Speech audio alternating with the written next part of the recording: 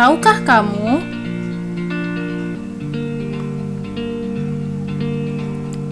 manusia menghasilkan 2 miliar ton sampah per tahun. Jika dibiarkan, maka hal itu akan menimbulkan dampak buruk bagi kehidupan di bumi ini, yaitu berupa menimbulkan berbagai penyakit, menimbulkan bau busuk, terjadinya bencana alam seperti banjir dan longsor,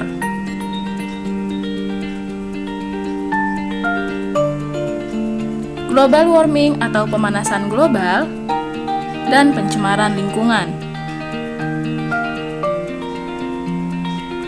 Ditambah lagi, dengan banyaknya macam-macam sampah yang masa terurainya membutuhkan waktu yang sangat lama atau bahkan ada juga yang tidak dapat terurai, yaitu plastik 10-1000 tahun, kaleng 200 tahun, baterai 100 tahun, botol plastik 450 tahun, styrofoam dan kaca tidak dapat terurai. Penyumbang sampah atau limbah terbesar adalah rumah tangga, karena faktor pertumbuhan penduduk yang semakin meningkat setiap tahunnya.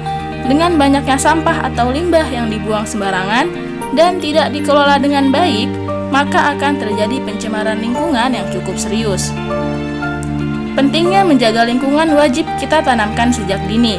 Berbagai masalah mengenai rusaknya lingkungan, khususnya di Indonesia, bukanlah hal baru lagi, yang seharusnya dibenahi sesegera mungkin.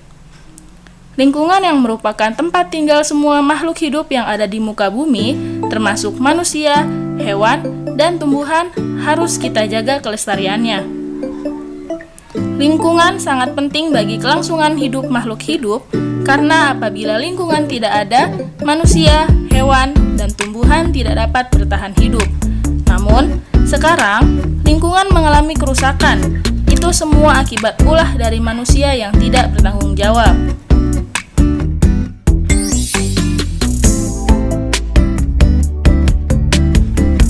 Maka dari itu, yuk kita mulai dari sekarang untuk menjaga dan melestarikan lingkungan dengan cara menggunakan pembersih rumah tangga yang ramah lingkungan, terapkan perilaku hemat air yang otomatis akan mengurangi limbah cair, menanami selokan dengan tanaman air. Tanaman yang digunakan untuk menyerap zat pencemar adalah bunga ungu, lidi air, melati air, futai ruas, dan lili air. Membersihkan selokan dari sampah sehingga aliran air menjadi lancar. Menerapkan prinsip 4R, yaitu reduce, reuse, recycle, dan replace. Reduce, mengurangi pemakaian barang yang tidak berguna. Contohnya, ketika berbelanja, sebaiknya membawa tas belanja sendiri sehingga tidak perlu lagi menggunakan kantong plastik. Mengurangi pembelian minuman dan makanan kemasan botol dan plastik.